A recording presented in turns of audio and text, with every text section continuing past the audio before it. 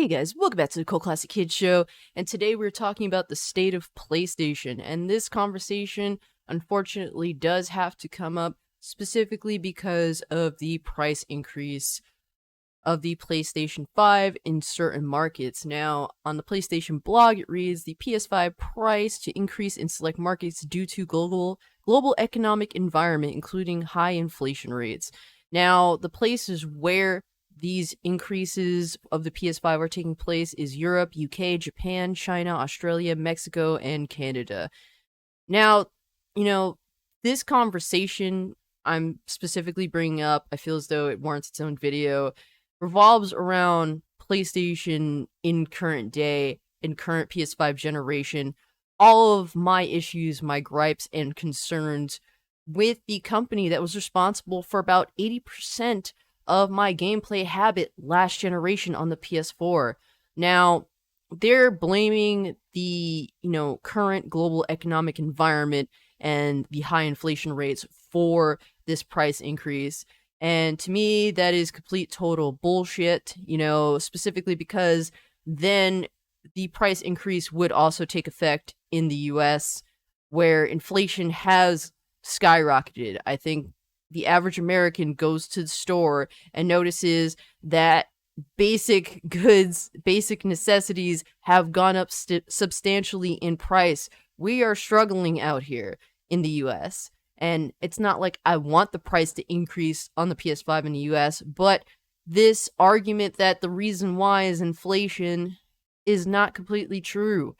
At this point, I think we can come to the reality that the PS5 itself, PlayStation cannot produce enough of the PS5 to meet the demand for the PS5.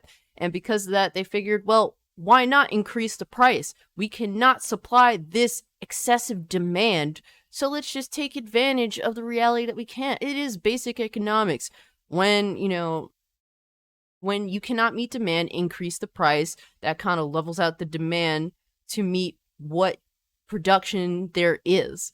So with this, unfortunately, they increase the price in countries that they don't really have competition in PlayStation.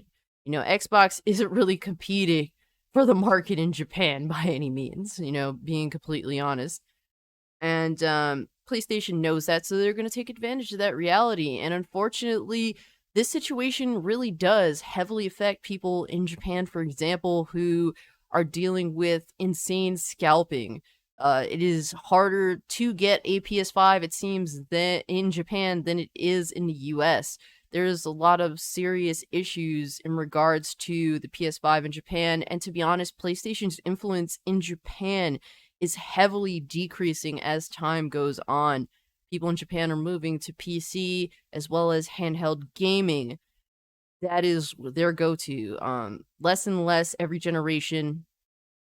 The PlayStation does not have significance in Japan, and that's pretty sad, because me as a fan of PlayStation, because of PlayStation specific Japanese influence, I fell in love with a lot of PlayStation's games because of that. And I feel as though PlayStation is getting way too Hollywood for my taste. PlayStation thinks that they're a California company now, and they're kind of scumbag fucking. They've become kind of a scummy ass Cali strong fucking company, and I don't like that. I want them to go back to their roots, actually pretend to be more Japan centric. To me, that's my like of PlayStation's brand, going all the way back to the original PS1. Now, this video I'm making specifically for those people that say, what's the big deal? Why does this price increase affect you when, one, the price increase isn't even in your own country, and you, Cult Classic Cage already own 2 PlayStation 5s.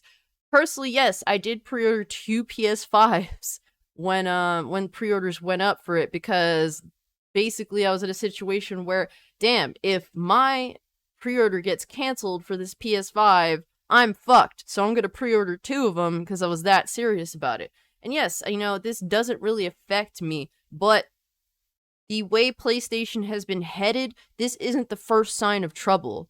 To me, PlayStation seems to be turning into, PS3 gen PlayStation and even early Xbox One, Microsoft, generation. Like, they're going down that route.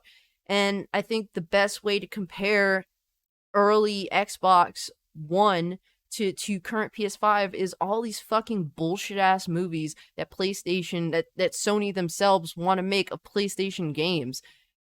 I don't think we I don't think I do not think that gaming eclipsed film in terms of entertainment revenue in order to just make a bunch of fucking films for games. Sony themselves, Sony Pictures, have a really hard time making good films, let alone actually getting out here and making gaming films. Like, stop. Nobody wants to see a fucking Gran Turismo movie. People would rather see Gravity Rush 3 than a Gravity Rush film. People would, like gamers, would rather see Days Gone 2 than a Days Gone film. And I highly doubt that any potential revenue they make from these fucking games is going to influence any of these sequels that fans out here want, longtime fans of PlayStation want. I personally would love Days Gone 2 because while Days Gone was a flawed experience, it is a good experience. I enjoyed the game. I like the characters. I would like to see this become a franchise, because I think Days Gone 2, if it was greenlit, would heavily improve on the first game and lead to an amazing experience. But unfortunately, we're not going to get that. And as someone who fell in love with the PS Vita, a Gravity Rush 3 would be awesome to have. But unfortunately, those games aren't going to happen. And it really reminds me of Xbox One going full on with the fucking whole TV bullshit back in the day. Xbox One was more concerned with television and not gaming, and I didn't like that at all. PlayStation gamers made fun of that bullshit, so I want to see that same kind of energy, make fun of it. I think that it deserves to be mocked and shamed. PlayStation needs to get back to concentrating on gaming. That is the biggest highlight of the PS4 generation. It was all about the games. And given there were some PS4 games I didn't like, but nonetheless, we were hyped to see what was coming next because PlayStation was all in on the games. And PlayStation had said before the PS5 came out that the PS5 was going to be for hardcore gamers, and less that is the case. That has declined less and less. Prove it to me, PlayStation, because you're not about that shit. You're all about fucking business, and I get it, man, but you have to balance that out. And I think that PS4 had a great balance of, it's about business, but it's also about giving our consumers what they want. They did a decent balance of that. While it wasn't perfect, but it was way better to me in comparison to now. But I mean, there's other situations that is leading PlayStation PS5 gen down this dark alley, I want to say. Because, the thing is, I really like the PS5. I think it's a pretty good system. It's more of a closed box than the PS4, sadly. But I think that there's some great qualities to it, particularly being that the games look and play great. There's a lot to work with there. It's very developer friendly. These are things that I like to hear. I think that overall the architecture of the PS5 and the PS5 build itself is pretty solid. I like it. So the shame is that the PS5 is suffering because of Sony's ignorant leadership. And it's like, if Sony was even remotely classy, they would not raise the price of the PS5. But they're not. They're pretty fucking scummy. They know that they can get away with it, so they're gonna do it. If PlayStation had any class at all, they wouldn't have raised the price of the PS5. They would just eat whatever L that they would take, because consoles are infamous for losing money in the release. It's in the software they make their revenue. And especially since they introduced this new PS Plus tier list where people pay more to they pay more money for things that they shouldn't even have to pay for to begin with. Like, paywalling online has always been a garbage practice to me. It always will be. But now, not only did they do that, but they have like these tier lists in which you pay a bunch more fucking money. And it's like, okay, you're making great revenue from this. Like, why do you feel as though you need to raise the PS5 price tag when you guys are making awesome money? It's like, it's not that it's not, they want to make all the money. Period. They don't want to be in the positive. They want to get every fucking possible penny that they can from their consumers. Complete total disrespect. Sony lacks any class at all so far this generation, and I'm really not liking it. They're making plenty of money with their PS Plus. They definitely should have been like, look, the more people we have on our platform, the better. And it goes to show that Sony is willing to have less people on their platform if they could just milk whatever people are here to begin with. That's the whole goal. They're willing to lose potential consumers as long as they can milk the consumers they have fucking dry. So I wholeheartedly believe that the PS5 generation will definitely have less people on the platform than the PS4 generation, which is sad. You know, we want gaming to reach all sorts of levels that you know, to have breakthroughs. We want the PS5 generation to do better than the PS4 generation. And with that, you know, you have to be a consumer-friendly company, or you have to at least be fair. And it really doesn't seem like PlayStation's being even remotely fair, despite touting, you know, these great numbers and doing so well. That is another issue this generation with PS Plus tier lists now, just milking their consumer base for more money. Another issue that I have with PlayStation this current generation is the fact that they are late with their Discord integration. Now, I make this constant joke where I say that PlayStation essentially funded the Xbox Series X and S Discord integration, because PlayStation had a deal with Discord like a year ago, and the deal was that Discord integration would be coming to the PS5 early 2022. Well, we're in the latter half of 2022. It's still no Discord integration, which is disappointing, especially when PlayStation changed their party chat system for the worse. Now, given they changed it back, but many months ago, PlayStation had updated the PlayStation 4 and PlayStation 5 to essentially keep gamers from being able to meet new people. The entire change basically disenfranchised me personally from my entire gaming community on the PlayStation. You had to specifically invite people to groups to have chats, and that led to me essentially not being really interested in the PS5 after a long period of time.